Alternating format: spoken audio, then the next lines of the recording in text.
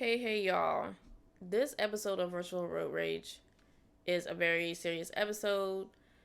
Quick trigger warning, this is dealing with conversations such as around SA with minors.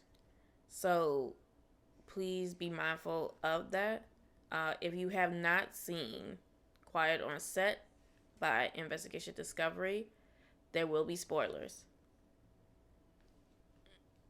You definitely have to buckle up for this one because this is a very intense episode.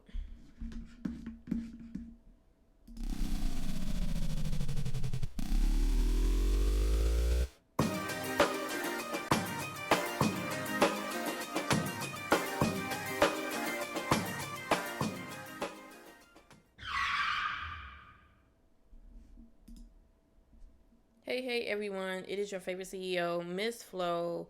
We have returned to Virtual Road Rage. Kind of took a break as I was dealing with a lot with other projects under my publication, Noir Neon Vibes, and just being busy as a teacher. But I felt it was important to come back on Virtual Road Rage after watching Quiet on Set, The Dark Side of Children Programming. That's not the official title, but very close. After watching it, and especially with my team, it was just something that we have to talk about because I work with scholars over the years that have been survivors of SA in similar crimes. And I think it's very important to talk about, to educate people, to discuss prevention, and to also discuss like who should truly be held accountable. Today I have, of course, my team. If you guys could go ahead and introduce yourselves. Quan. Yeah, it's Aneara. And I'm so grateful for you guys to be a part of this conversation. This is a topic you guys take very seriously. We had a whole watch party. We were watching this together. Had a whole video call and just breaking down like everything that has been revealed in this documentary. So again, spoilers alert. If you have not watched Quiet on Set, please, you can log off and then wait till you watch it to go ahead, because I will be reposting this on YouTube and my website, noirneonvibes.org. So if you were able to watch it, please join the conversation. After looking at it, I just need to really decompress and just take a drive on Mario Kart. Hold on. If you would like to play me as we are going through this, here is my friend code to take a quick snapshot, add me, and we can play together just to help as therapy, as just watching this very, I don't think dark or bleak really touches or just like describes it properly. Like, this was just beyond twisted and very concerning. So if you want to just like kind of drive with me to kind of process all of this, here's my friend code. Please add me and we can play a game during the live. All right. Let me go ahead. So as you know, in Virtual Road Rage, I always have to play against myself because I am my own biggest competition. There we go.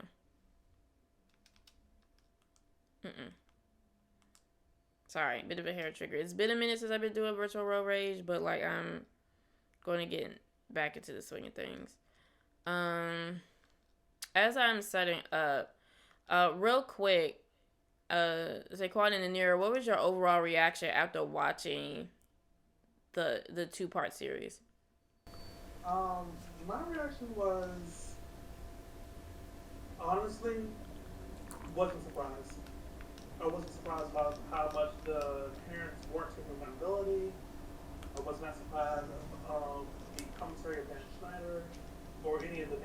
studios, it was very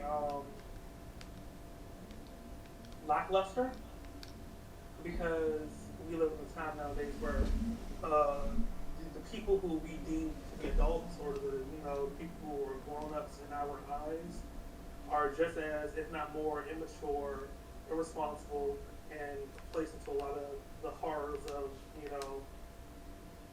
child endangerment. I wouldn't say it was all the parents. There were some parents that were like really questioning everything, but they got booted. They were like booted off set.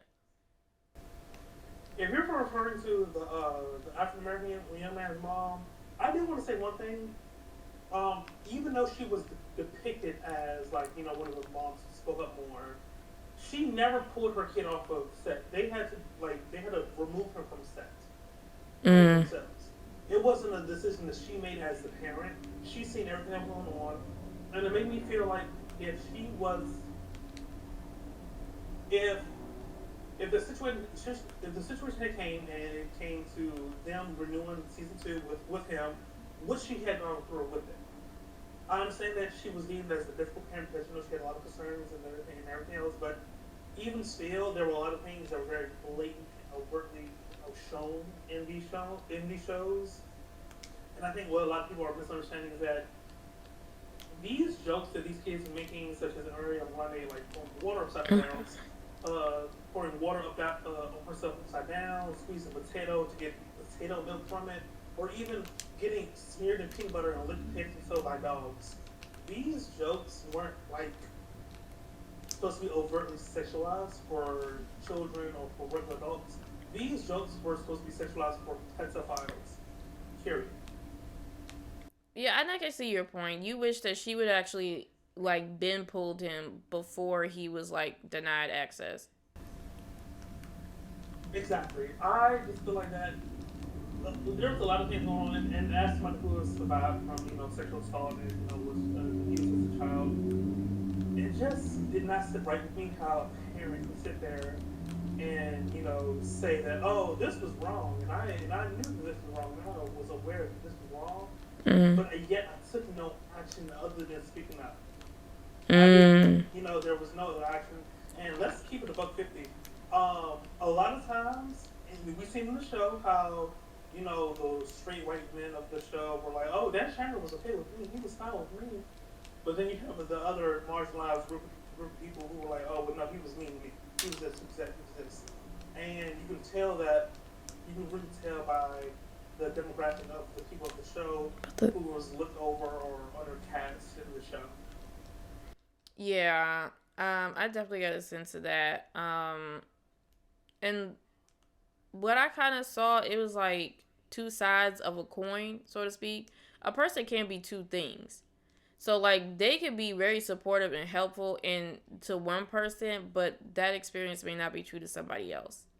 And that was very common in the documentary. They do highlight favoritism, and the level of favoritism and attention, once withdrawn, can be very traumatic to a child growing up. This is like just doesn't understand what happened, or like why am I not getting the same amount of attention as another kid. So oh my god, like this is, but that's a very good point to touch on. I was also speaking about like Drake's dad, because I felt like, as a, when you have a child in Hollywood, he was like on it. His instincts were very right. And and the common thing a lot of parents have is that they want to help make their child's dreams come true. You know what I mean? And I felt like Drake's dad was doing all that he can, but he got, boxed out. And that I think that was one of the most heart-wrenching things to watch in the documentary. Um so I mean, do you feel like Drake's dad didn't do enough, or do he does he have to take some accountability to what happened? Or do you feel like there was just too much going on to the point where he couldn't really do anything? I'm gonna say something, and I'll be honest with you. And I am, as somebody who didn't really have like a father figure in their life, I'm gonna be really honest and really like blatant with you guys. I am very like my feelings are getting involved because I feel like that Drake's dad was very like it broke my heart to see him cry. That was a grown man crying Mm-hmm. because his son got assaulted, and that broke my heart. So that I am just my feelings are just a little skewer towards him because I feel like that with the things like you said, the things of him being boxed out of Drake's life and everybody everybody's given this child because that's all what it is. Drake was a child, giving him so much autonomy over things that he should not have been able to get to have autonomy over yet. And it was frustrating because like when even his dad said when he found out that Drake had been assaulted, like that was heartbreaking. It's heartaching. It was very like evil and sinister in a way that wasn't that was familiar but yet all too unfamiliar at the same time. Because you have this man sitting here reliving that experience, and I'm talking about Drake Bell. Mm-hmm. You have Drake Bell reliving the experience, but you have his father who was just hurled over, just like aching because the thought of him not being able to protect his son, that has a soft place in my heart. No shame. Yeah. And what we kind of saw was like there is like two levels of victimization. So like you have the victim themselves who has to kind of not kind of he definitely had to relive this in front of a wider audience, and I think it's and correct me if I'm wrong, I feel like it's really it's harder for men to like admit that something like that happened to them because it's kind of almost I don't want to say like normal, but it's more like commonplace for women to for that to happen to women. But when it's like it's a man, then you get like the extra stigmatization of it, and people be cracking jokes like it was just so disgusting. We've seen that earlier in the week with Ned the Classified's actor. What I can't remember his name. He plays Ned in the show. He's like saying, "Give me your rose and go about it." It's really in poor taste. Like I was just really shocked that anyone could like find this funny at all. Yeah, and especially in this day and age. And then you're doing this on a live, like you're doing this in front of a wider audience because they do have a podcast that's been like blowing up, and you decide to like this.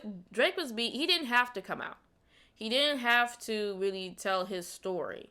You know what I mean? Everything has been documented in that court case. He told his truth. And I think this will help like a lot of people who experience this um, same traumatic experience to really come forward and just have a better understanding of, what happened to his life, because we saw Drake experience like a very public downfall with DUIs and, other criminal charges. So, like, to hear what happened to him, and especially at a young age, and then you're still expected to perform. That's the gag. His assaulter got convicted. That's when the Drake and Josh show came out a year later. Yeah, and you're just like, oh, wow, that's such immense pressure for a teenager to still go out there and perform.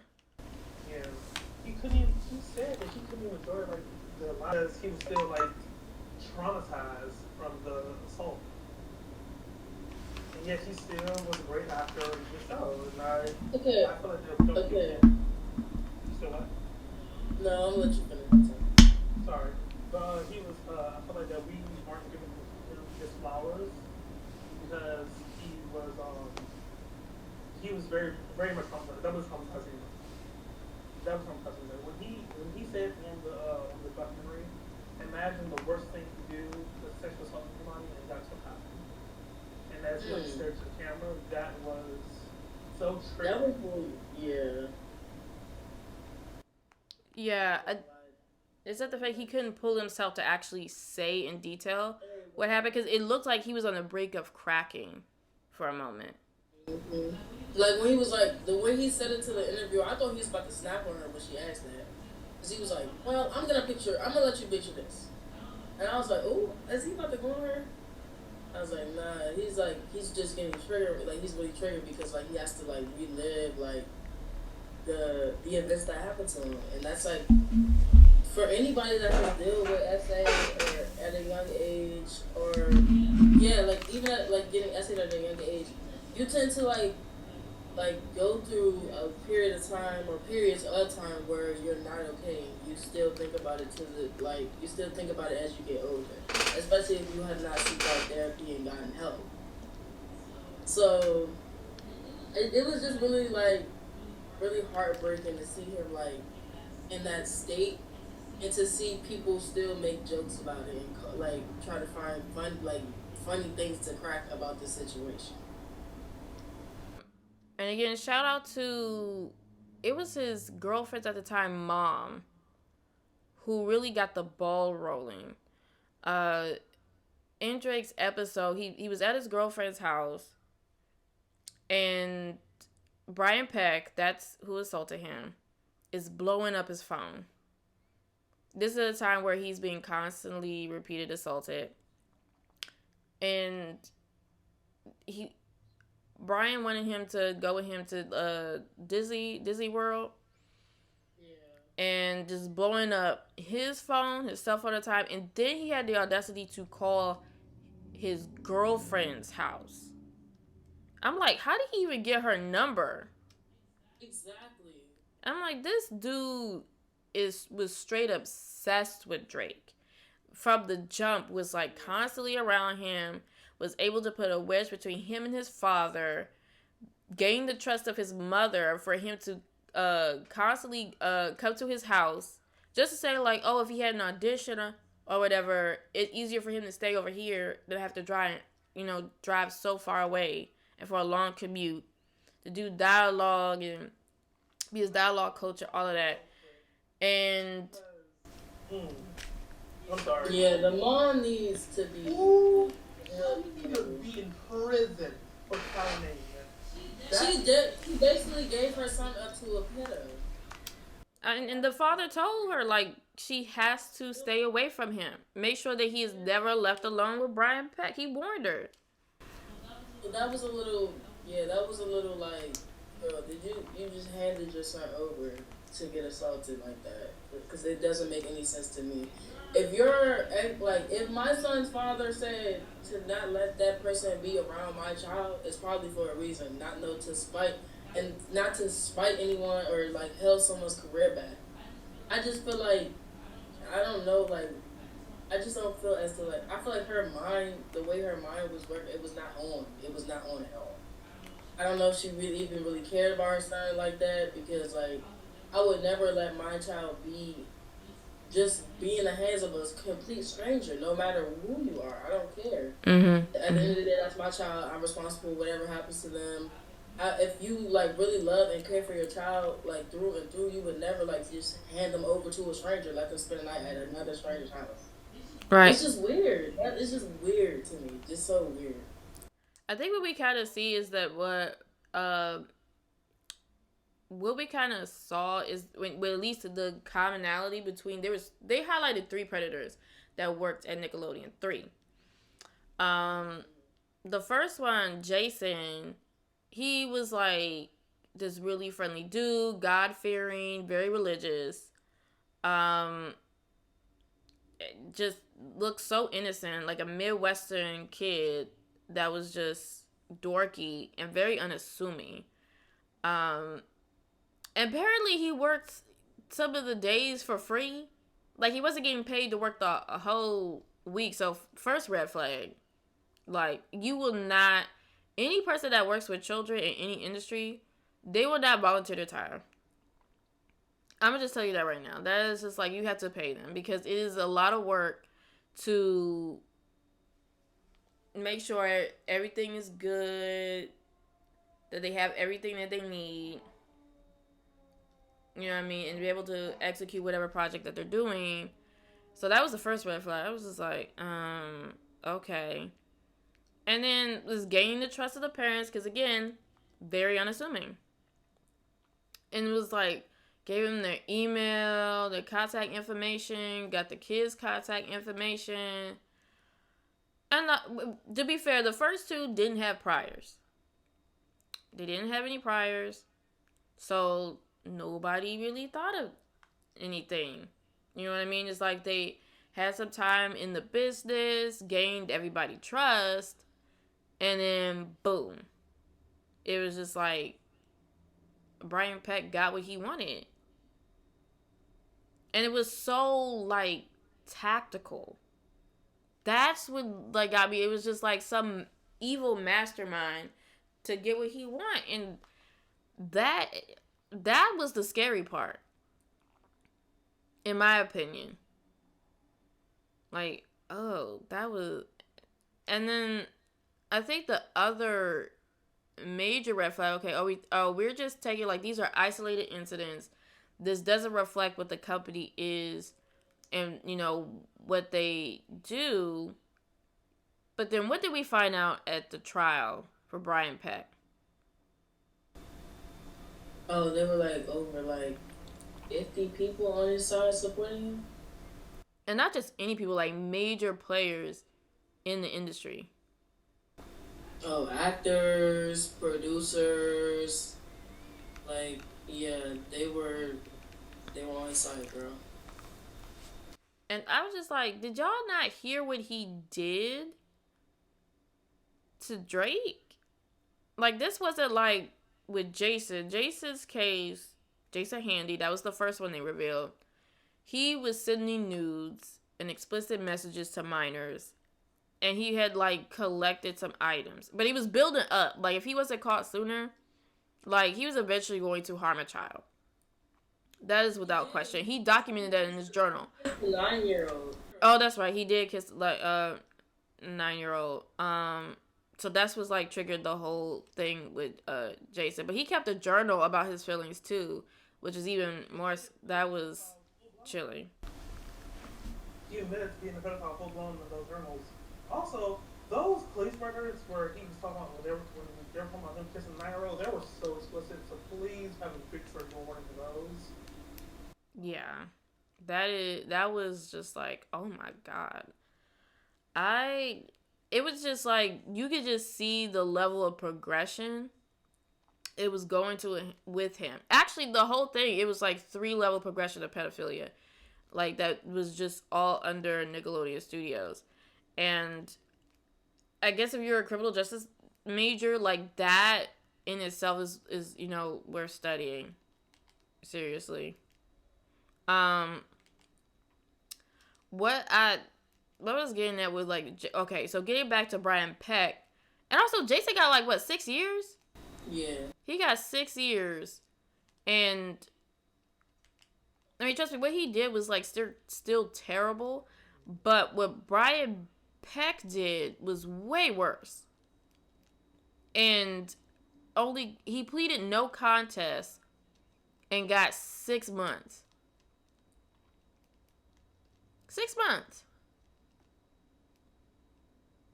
Y'all heard what he did, and I mean, he's on, like, the sex offender registry, but come on, y'all. Like, make it make sense. And to be honest, y'all really can't. You can't justify that sentence whatsoever. There is no justification for it. And was really even more disturbing, you got some pretty notable stars that wrote letters in support of Brian Peck. Again, it was made clear what he was charged with, what he did. I mean, okay, so this is my other question.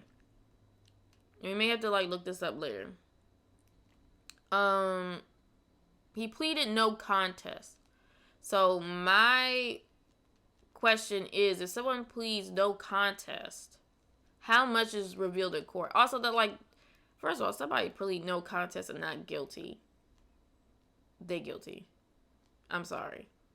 Like that, it's more like a cop out.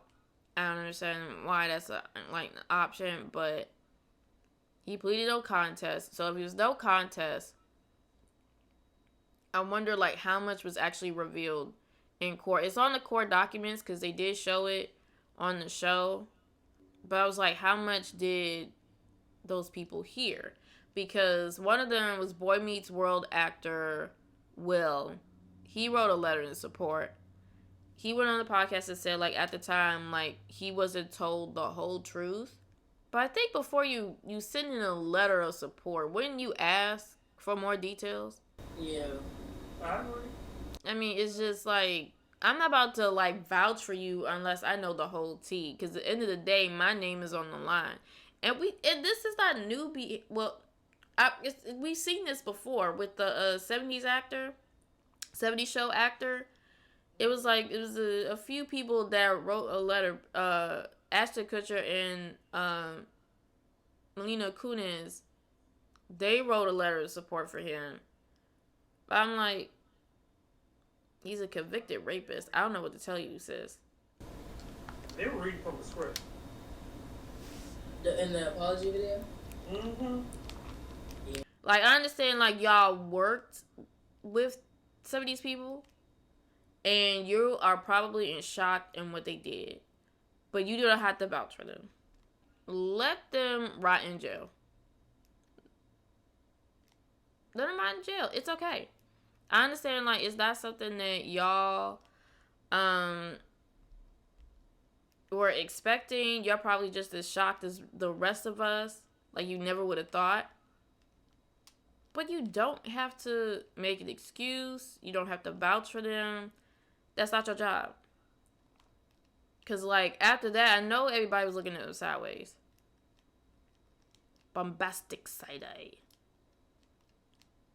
Also, I personally believe that you can sit there and work with somebody day in and day out on set for years and not have an idea of what their character or who their character is. I don't believe that. We've seen that like several times. When that Bill Cosby, America's Dad. It's just so weird and off-putting that we have these people who are either in charge or indirect children, and they are, for all intents and purposes, grooming them. That puts fear in my heart. It does. Yeah, and a lot of people, the reason why SyQuan is saying grooming, because if you look back at some of the sketches, for a lot of, like, all that in Zoe 101, iCarly, and what's the other show? Sam and Cat. Oh, and Victorious. There's some heavy sexual innuendos that are just, we just look back on and like, they signed off on this? And I know, like, a lot of the documentary was heavily emphasized and focused around Dan and his toxic behavior, but Nickelodeon, whoever was in charge, the other people above him that signed off on it, have to answer some questions. I don't want to keep hearing, oh, well, he made an excuse, like, it doesn't really mean that, it's just, you know, to be funny, kid stuff, but I'm just like, what is the point of putting dirty sexual humor in kids' television? Like, what is funny about that? And I really want to know, like, I just don't understand, like, why a grown-ass man would think that having a little girl be named after, like, the skin between your anus and your genitals, like, funny. I don't find that funny. Like, why is squirting goo in a particular way on a young woman, not a young woman, a young girl's face? Why is that seen as funny? Like, I don't like it's just it just leaves me feeling icky and gross Yeah, afterwards. for sure. And I can only imagine how the child stars feel at the moment. And once, Yeah. because even like Giovanni, I see her face, she was on camera. She was like, "Wow, that was weird. Wow, that was strange. Wow, I cannot believe that this was happening." And as she just kept on like acclimating that this was a weird and innocent, she thought this was like a one-off incident. When in actuality, this was like A repeated thing, because it's like, keep in mind, like they're not all on set together, they're on different shows, so they're not seeing the pattern. But we have our YouTubers, shout out to my YouTubers, because they were like, why do we keep seeing feet? Like, this man was like the Quentin Tarantino of like of the shows. It was just like, why are we like, feet is supposed to be funny, but like nobody's been. It's like, why people? is it though? It's I've like, never seen people was like, that's funny. I'm like, ew, gross. Like only like 11 because I mean we're talking about the kids television, so I am gonna fashion. Keep your freaky deaky ass, you weird. Like that's weird. Like why are you putting it? Why? Like he also this is allegedly, but it was included. I think it was included in the documentary. Don't quote me on that. This is allegedly. This is a disclaimer. I could be wrong, but it said that Dan Snyder had ran a Twitter page of like selling children pee pics. I don't know if it was feet pics. I know he had a Twitter page to like do behind the scenes stuff. So, but it was just like, you could tell people were uncomfortable because he was just like so close. Like he scared McCarthy, like sneaking up behind her, things like that with the camera. You know, people. McCurdy? You mean McCurdy? McCurdy. I'm at that point where I just like, I know faces. What? And I just butcher names. That's why I have you guys on here to like help me. But I'm like, but yeah, it was like they just like a whole jump scare, like with the camera. It was like posted on Twitter. It was supposed to be like BTS type material, but nobody really felt comfortable. It was like, you know, people were, you know, getting sneaked up on. It was just weird. It was just weird. I don't know. I don't think anybody outright have accused of Dan of SA. I think it was more emotional and psychological abuse, which he did apologize on during in a Page 6 interview, saying that he wished like he could. What is making your female writer act out having anal, sex? What is that? That probably like sexual harassment. Yeah, okay. Also, let's talk about how he made those two young ladies split a salary. Oh, I was so mad about that. Y'all Shocked. my money. Gay. That sent me through the roof. Oh, split a salary? Are you serious? Where is the money, Lysandra? He backpedals and says like he's had like done that before. Like he's had two male writers for the salary, and then one female writer and one male writer for the salary. But we've never heard anyone come out and like confirm those claims.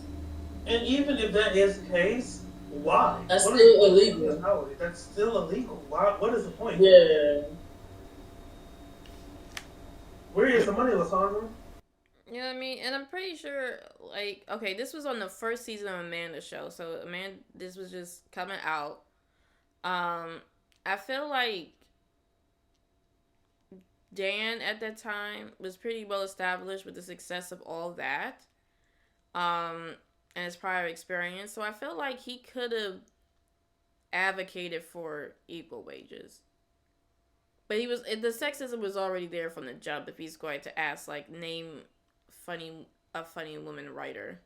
The writers even said in the interview that he had came out and said in a staff meeting that women aren't funny.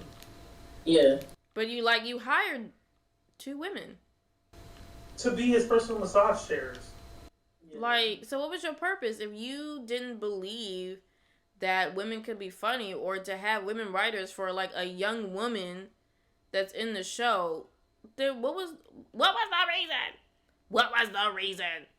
You know what's crazy, and I'm gonna tell you the reason. I'm gonna say the reason. People like Dan who have literally no power in real life, when it comes to work or employment, they throw around that power to so they can feel better about themselves. It's how they get their kicks. And I think, yeah, that was my takeaway as well, because what I kind of noticed when Dan wasn't the head honcho for like I think the first season of all that, they said he was very pleasant to be around. He was funny. People were having a good time. But as soon as he got that power, then that's when things changed. It was like, oh, we could feel his presence on set. We knew he was, in the room. And that's, let me just say this. For anybody that wants to be in charge or be the boss, you don't want to be that type of boss that people fear. That's not how you gain respect or notoriety, anything of that nature. You want to make sure that your employees feel safe to work with you, that they could talk to you, that they could share their opinions and have a healthy work environment. If to get the best out of everybody. Like, what do you gain from it being toxic? What do you gain when people are afraid to be around you or don't feel comfortable around you or safe? That was the key word. There was people that said they just straight up just didn't feel safe with Dan working at the helm. This is supposed to be a kids show, which you think is supposed to be tons of fun, pleasant energy, because again, you're working with young people, so why have that toxic environment around young, impressionable people? Because that could be very traumatic for everybody involved. And so again, it comes back to Nick Studios for those that were there at the time, because they were hit with a lawsuit, but they settled, right? Yeah. So they settled. It didn't go much further, but it's brought to your attention. If you have to settle, you gotta sign a check. We all know from Diddy and Cassie what settling means. No shame. Child. You know what I mean? If you have to settle, if I had to pay for your behavior and your problematic behavior, I'm either gonna let you go or we're gonna start implementing and putting things in place so this doesn't happen again. And the lawsuit happened when? I think 2000? Around 2000, 2001, early 2000s. Dan didn't leave Nickelodeon until 2018. 2018. I know he was labeled as Nickelodeon's golden boy, but at one point, do you just say okay, we gotta rein them in? That's when you say that. When the money stops coming in, when people don't want to do business with you due to you making headlines because you have explosive behavior or sexual misconduct. That's when you get kicked out, and that's what happened to Dan. That was the height of the Me Too movement, right? Did that happen? Can we look up the year for the Me Too? Because that was the other thing. That was the reason why I really wanted to do this, because there's a pattern in Hollywood that we've been seeing where, these actors are subjected to just the absolute worst, all for the price of fame. And to really see this also happen to kids, it's heart-wrenching. From the long hours to oh my God, sexual abuse, it's just crazy. And even emotional abuse, the favoritism, you put the spotlight all on one child, and then let's get into that, because I actually wanted to talk about Katrina Johnson and her experience working with Nickelodeon on All That. So if you remember, Katrina Johnson was on All That from 1994 to 1998. So And she was the little girl with the curly hair. Like that was her. That was her little look. Like she was in most of the sketches. Like the first season, you could see she was in a lot of sketches. So she talks about her audition process and how she got Dan Strider specifically said he picked her. He's the one she chose specifically for the show. He was her mentor. He let her get a lot of ideas and sketches. He was very hands on with her and her career. Even sometime after her doing like the All That show, she was even offered her own show, the Katrina Johnson show. Mm. So you go into it more, and they're starting to like crack down on her. They started talking like producers literally called her house saying that she's getting like too fat. Like literally, those are the words that she said that they said to her parents. She's getting too fat. We already have a fat one. And it's just like at a young age, you're already judging a young girl's body, making her conscious and self-conscious about her weight at a young age. I think she was like 12. Right. And then once she hit puberty, it was like, okay, well, she looks too old to be on the show now. We gotta find a replacement. And this is the kicker. She put Dan on to Amanda Bynes. Yes, she literally. She said she saw Amanda Bynes at the Laugh Factory, which is a comedy club in Los Angeles. It's a very notable comedy club. Or like they do like comedy sketches for comedians and young actors and young comedians. So she was doing Amanda Bynes was doing the set, and Katrina Johnson had saw her do the set, and she thought it was flawless. So she recommended her to Dan Schneider, and Dan Schneider immediately dotes on Amanda Bynes. He really was really hands on, and the producer of all that slash the Amanda Bynes show even said that he was really hands on with her because he saw star potential in Amanda Bynes immediately. So as Amanda is coming onto the show, the other girl, Katrina Johnson, is being pushed. She says she got less and less lines as Amanda got more and more lines. And she kind of became, well, she did become the new favorite of Dan. And then I guess Katrina Johnson just gave up on acting after that. She went to college. And then a year later, after she left all that, she hears that Amanda Bynes is getting her own show. Even Yeah. though that was supposed to be her thing at first. And she Mm. says how's like being like how like going from the favorite to like being replaced really took a toll on her self esteem. But like and that like stick with her for a while. And I feel like you said, like showing favoritism and you doing caring and stick with children really like it really scars them in the end. And that was really sad, like for me to hear. Yeah. Yeah. And you just kind of see, like, after, I think once they brought back all that, it was like a new cast. Because it was very confusing. So we're like, okay. So from Dan's account, he denies, any form of discrimination or racism because he prides his show being very diverse. Although your show may be diverse, um, that doesn't always indicate that you are always thinking the best for all the actors involved or the best roles. Um, you have one of the black actors who said, he felt like Dan wasn't really feeling him like that. Whereas, like, that may not be true for the white actor. So, suspicious? Very. Yeah, even the black girl, I don't want to call her the black girl. I'm gonna look her up. I'm gonna look her up real quick. Giovanni, The yeah. the Amanda show.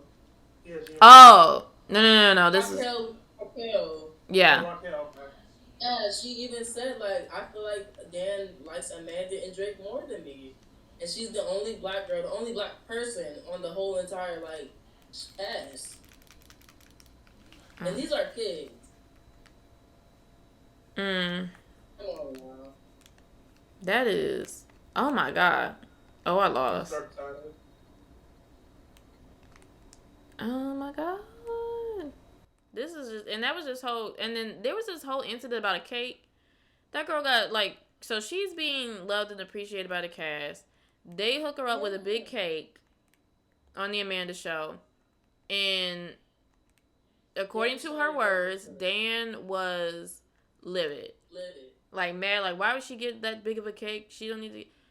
And let me say something real quick. If you go back and you see the earlier where they're like celebrating Dan's birthday, because like they're celebrating his birthday at the boss, it's the same size cake.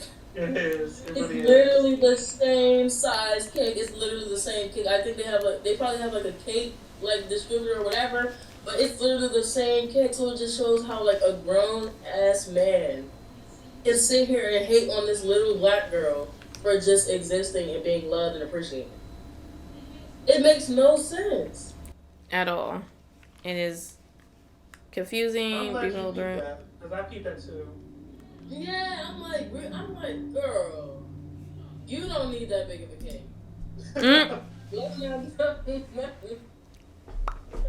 I mean, you're not wrong. When they said he could have sung "We Are the World" all by himself, I lost it. Oh Lord. Gag. I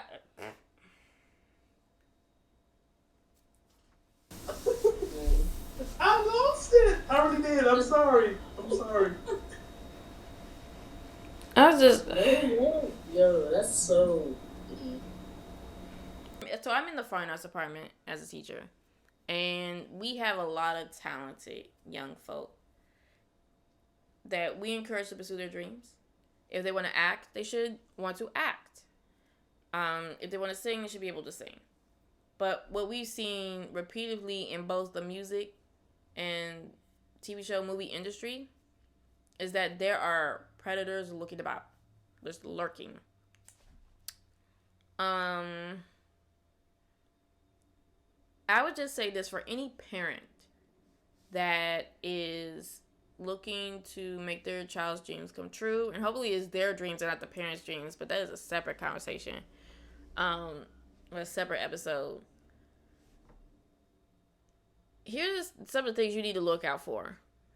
If a studio environment is not willing to hear what you are comfortable with your child doing or being portrayed, it is okay to walk away. Hollywood used to be the gatekeepers for fame, but now in the age of YouTube and social media, other platforms, you do not have to solely rely on these studios to create the content that you want to see. It's okay to build your own table. Because Nickelodeon stated that they have put measures in place to prevent this type of thing from happening. Because when you have like 3 pedophiles within a short time frame popping up, I was surprised like they didn't get shut down for that. Like I'm really am. But I'm hoping. Hollywood has a history with pedophilia. It's been documented. Like, this is not me coming out of the breaks. It's not a conspiracy. A lot of child actors can tell you they've been abused by people that they've known on their teams, people that have like given them movie roles on set. Like, it's deeply embedded in Hollywood's in the industry, and it's like really sickening. Corey Feldman has spoken out on a few platforms about his experience. So it's not a new concept, and it just sucks that it has taken so long to put certain safeguards in place to protect our child stars. And again, you can't solely rely thinking that the studio is going to do the right thing or they have the best intentions. It is okay if they're not comfortable with you speaking out or being vocal or being present in there. It's okay to pull your child. It is okay. You could explain to them X, Y, and Z. This is why you pulled them from the show. And hopefully they would thank you in the long run, because this was just so disgusting. House of Horrors, that word was like tossed about.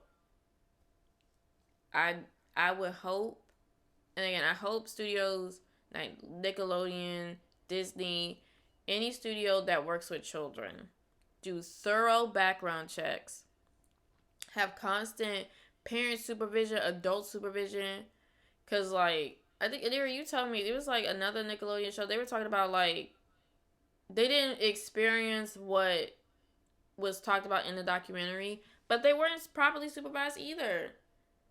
Ned Yeah, Declassified, like Ned they were running wild. apparently they were running wild with each other, and then between scenes they were touching each other. The children, the children were engaging. And I don't want to talk. I'm uncomfortable right now. I don't want to talk about it, but they were doing weird shit to each other. And they were admitting it on their own podcast. They admitted it on the podcast. They were like laughing about it, like that shit like was cool.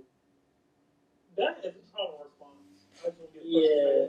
I just feel like being like you have to be able to give them a similar structure that they would like a normal life. You can't just let them do whatever. They have to be supervised. There has to be an adult there and be present and give them some form of discipline. Otherwise, it's just like you get Ned Declassified just joking about SA on a live. And I wanted that show to come back. I wanted them to do an adult version. And I thought that would be popping. But now you That's fine because he's a loser now.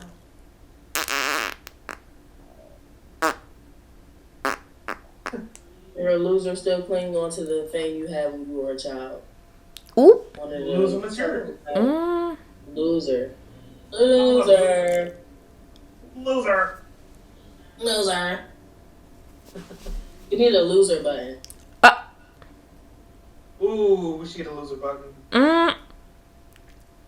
But I say all of this to just be vigilant. Trust your gut. If you find a coworker that has a obsession with a serial killer that's been writing letters, that's a red flag. Maybe you shouldn't hang around them anymore. Red flag.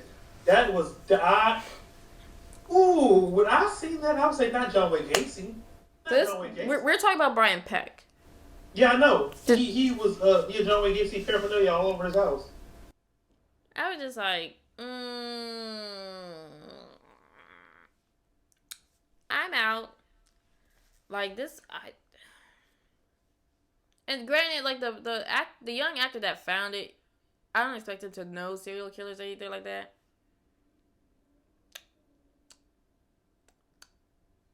Wait, who's that? It was one of the he had a bowl, almost like a bowl cut with glasses. Yeah. And I don't expect him to, again, he's young. He doesn't really know. Like, he heard of the name, but was like, didn't know exactly what he was in jail for.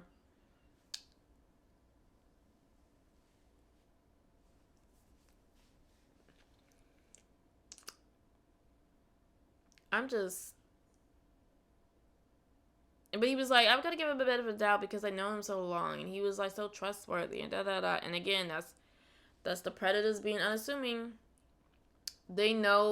Predators know who to pick.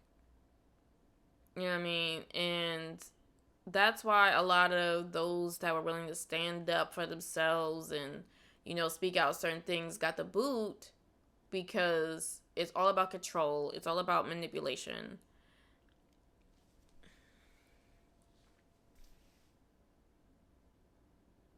It is just truly heartbreaking. If you haven't seen it, if you want to go check it out, it's 4 episodes. I think they're all an hour long. It was a 2-night premiere. It is just like, it'll turn your stomach a little bit, because again, we're talking about children here. We're also talking about women that were just trying to make it in the industry. because they're so passionate about writing, and that experience was ruined from them because they were in a very toxic, sexist environment. This is Women's History Month. Pay women their fair wages.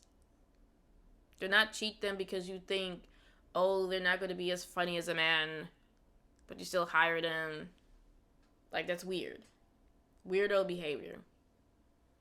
You don't have to keep doing sexual explicit jokes to gain a laugh. It doesn't always have to go to that end. Especially on a kid's show. This makes my face hot. But I know that some of you guys have watched it. I saw you guys post. I know a lot of y'all are just ready to fight. I hope Nickelodeon is doing better and has actually put safeguards in place. Because, again, Nickelodeon has been a part of all of our childhoods. You're listening to 3 generations?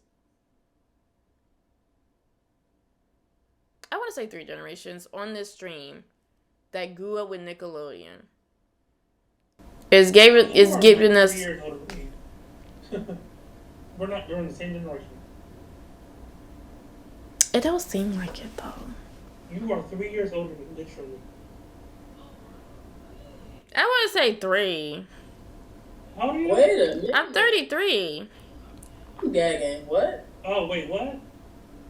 Nah. SyQuan, how you forget I'm 33? I thought you were 30. Ciao. Okay, so what was that? 6 years. Okay, cool. No, you girls are old. Oh, wow. Oh, God. Oh, Not you coming for us. That's... please. It's not shade. Love you, girlies. Oh. Okay, Play Jane. Oh. You know what? I was told to respect my elders, so let me just let you. Ooh. Somebody hold my wig. Hold my wig. Oh my God. Okay. Look, again, I'll just say this. This is so many red flags with Hollywood. We had the writer strike. We keep hearing the Me Too movement. We keep doing this documentary. I'm just like, at this point, build our own studios. Go indie. You know what I mean? So where your art is not compromised, you are not subjected to these types of trauma. And again, know your rights. Know where to stand your ground. Join a union. I'm glad that Drake is speaking out. He's speaking his truth. And hopefully this helps the healing process. I hope that somebody that has gone through similar things as him, that this also helps them. I mean, if they have not already gotten justice, that it will help them seek justice or go after justice. In the descriptions, I will link resources for those that have been survivors of SA. Because like I just can't really imagine that, you know, and it's not something you would wish on your worst enemy. If you know someone that has experienced this, please share the links so that they can get help where needed. And again, like, thank you so much for watching this episode of Virtual Road Rage. This was kind of like a hard episode to talk about, but it needed to be said, you know. And I hope a lot of these monsters just stay out of Hollywood. There are other people that are good at their jobs that will not do what they do. So just remember that. So I'm going to catch you guys on the flip side.